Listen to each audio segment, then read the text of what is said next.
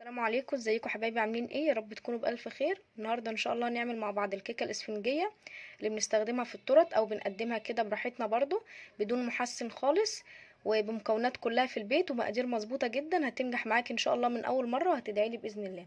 هنبتدي نسمي بسم الله الرحمن الرحيم. بس يا حبيبتي لو عجبك الفيديو ما تنسيش تعملي لايك وتعملي اشتراك لو اول مره تشوفوا القناه، وتفعلي زر الجرس عشان يوصلك كل وصفه جديده. عندي المقادير هنا 4 بيضات بدرجه حراره المطبخ. طالما كيكه متفقين ان كل المكونات بدرجه حراره المطبخ. عندي 4 بيضات ونص كوبايه سكر، 3/4 كوبايه دقيق، 6 معالق صغيره من الزيت اللي هي معلقه الشاي، 8 معالق صغيره من اللبن، وعندي فانيليا ومعلقه صغيره خل. هنبتدي نسمي بسم الله الرحمن الرحيم دلوقتي ونبتدي. اول حاجه هنعملها هنبتدي ناخد البيض نفصل البياض عن الصفار. انا قلت اوريكم بس لو محدش بيعرف يفصله هنعمل ايه. احنا غاسلين البيض طبعا وناشف. هنبتدي بنسمي بسم الله، نكسرها كده بسم الله الرحمن الرحيم. انا مش عايزه في البياض نقطه صفار خالص، هفتح بالراحه كده وابتدي اخلي البياض كله ينزل، شايفين؟ وبنقل الصفار من هنا، احطها هنا كده الناحيه التانية اهو، بنقلها كده. خلاص كده البياض كله نزل، ابتدي احط الصفاره هنا لوحدها. هكمل بقيه ال3 بيضات دول. انا قلت عشان اوريها لكم عشان لو محدش بيعرف يفصل الصفار عن البياض، وارجع لكم ان شاء الله. انا كده فصلت البياض عن الصفار. اهم حاجه البياض البيض ما يكونش فيه ولا نقطه صفار. هركن الصفار ده على جنب دلوقتي. هجيب بوله ناشفه واحط ال4 بياض بيض.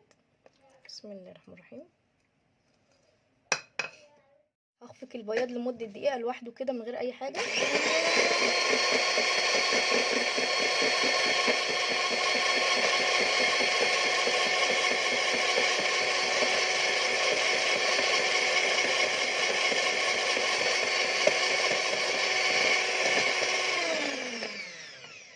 لحد ما يديني الرغاوه دي ابتدي انزل بقى بمعلقه صغيره خل.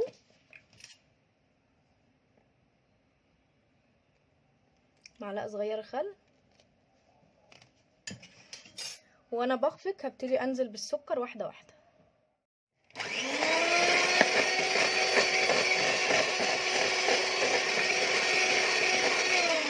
انزل واحده واحده بالسكر اثناء الخلط.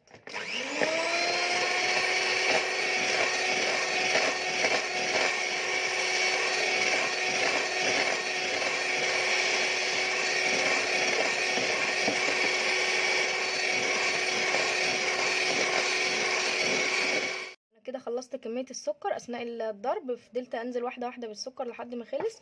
هبتدي اضرب فيه لمده 10 دقايق لحد ما يبقى القوام بتاع البياض البيض ماسك خالص، مش بيتشكل كده، يبقى ماسك خالص، وارجع لكم ان شاء الله. بصوا انا فضلت اخفق فيها لحد ما القوام بتاع البياض البيض مسك جدا، ادانا شبه المنقار كده زي ما بنسميه. يعني لو قلبته ما يتقلبش خالص ولا يتحرك من الطبق كده، يبقى القوام المناسب. هبتدي بقى دلوقتي هبتدي انزل بصفار البيض. بسم الله الرحمن الرحيم.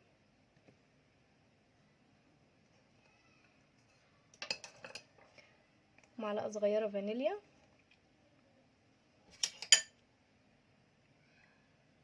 دي فانيليا سايله، او لو عندك اللي هي البودر حطي كيسين. هبتدي اقلب واحده واحده بالراحه خالص برفق كده. ادخل الصفار جوه البياض.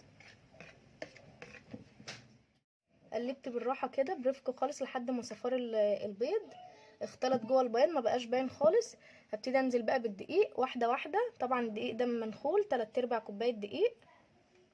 احط عليه معلقه صغيره بيكنج باودر بس لو انت مش ضامنه الفرن بتاعك. هو ممكن نعمل الطريقه دي من غير بيكنج باودر خالص، بس لو انت مش ضامنه الفرن بتاعك حطي معلقه صغيره بيكنج باودر كده. نقلبها مع بعض.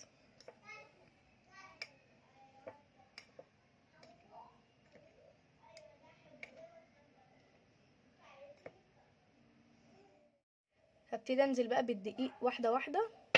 بسم الله الرحمن الرحيم.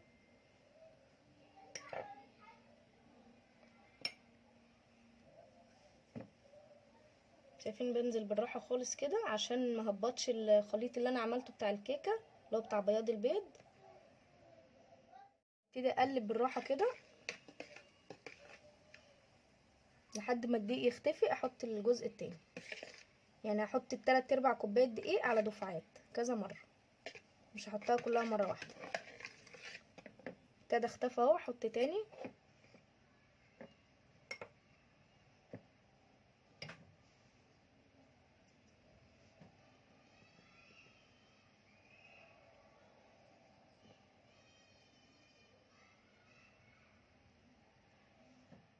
وابتدي اقلب برضو بالراحه.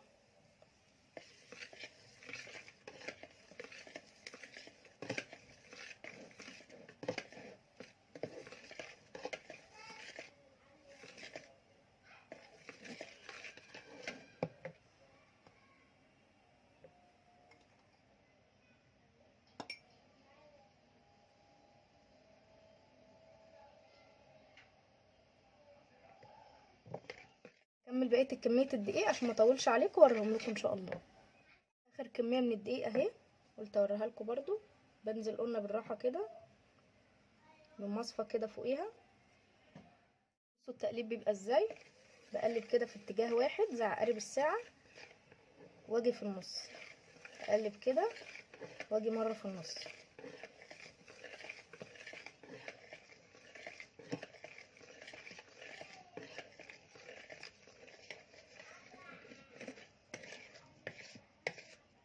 الدقيق اللي على الجوانب.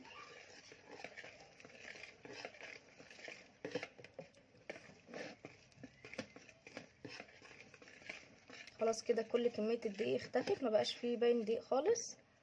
اخر خطوه هجيب ال8 معالق صغيره من اللبن، عليهم ال6 معالق صغيره من الزيت، وهسيب لكم برده المقادير في صندوق الوصف. المقادير دي لمقاس لحله الكيكه اللي هي مقاس 18. واقلبهم في بعض كده.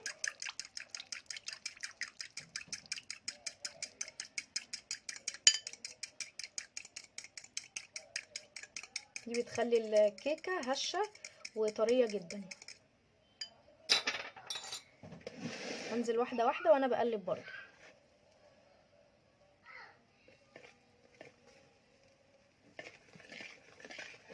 وقايده دلوقتي الفرن طبعا وانا شغاله على 150 درجه، مش عايزاها عاليه دلوقتي. اول 35 دقيقه هنسويها على 150 درجه، وبعد كده بنرفع الحراره ل 170 درجه ونسيبها 15 دقيقه تاني او 10 دقايق. وما نفتحش الفرن خالص.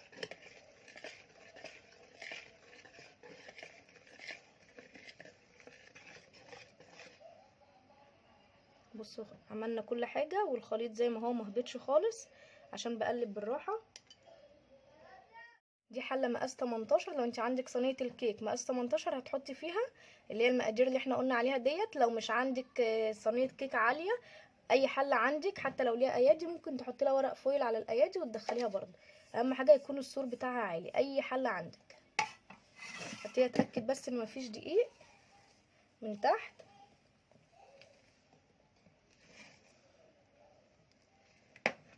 اصبها بقى.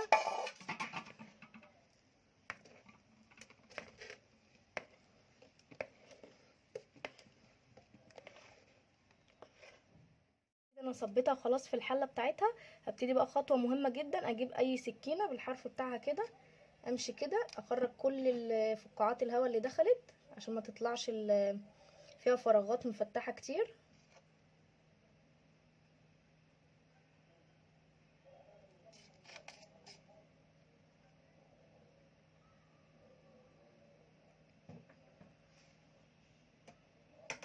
ابتدي اخبطها خبطه بسيطه كده.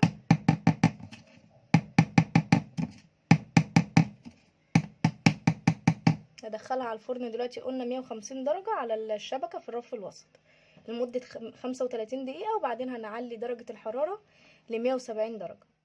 انا كده طلعتها حبايبي من الفرن، خدت حوالي ساعه ل 10 دقايق. اول حاجه على 150 درجه لمده 35 دقيقه، وبعدين عليت النور على 170 وسبتها حوالي 15 دقيقه تاني. ما فتحتش الفرن خالص قبل ما يخلص الوقت ده كله. وبعدين لسه مطلعاها دلوقتي، هسيبها تهدى خالص وبعدين نبقى نشتغل فيها، نقلبها مع بعض بقى اوريها لكم ان شاء الله. بعد ما بردت شويه ابتدي اشيل ورق الزبده من عليها.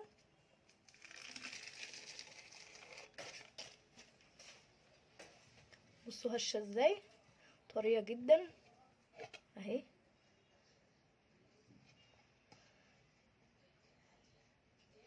كده بقت جاهزه، يا اما تقدميها كده يا اما تقسميها وتحشيها وتعمليها تورته. بصوا يا حبايبي بعد ما بردت قطعتها، بصوا اسفنجيه ازاي وطريه جدا وهشه.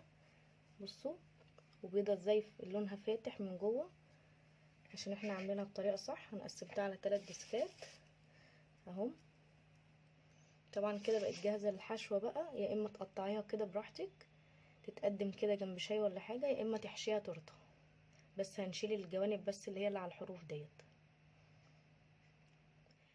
كده احنا خلاص عرفنا الكيك الاسفنجيه ومقاديرها المظبوطه. ان شاء الله مره تانية نعمل مع بعض التورته بحشوتها بقى بالفينش بتاعها كله. بس يا حبايبي تابعوني، ما تنسوش تعملوا الاشتراك في القناه لو اول مره تشوفوا القناه، وتفعلوا زر الجرس عشان يوصلكوا كل وصفه جديده ان شاء الله.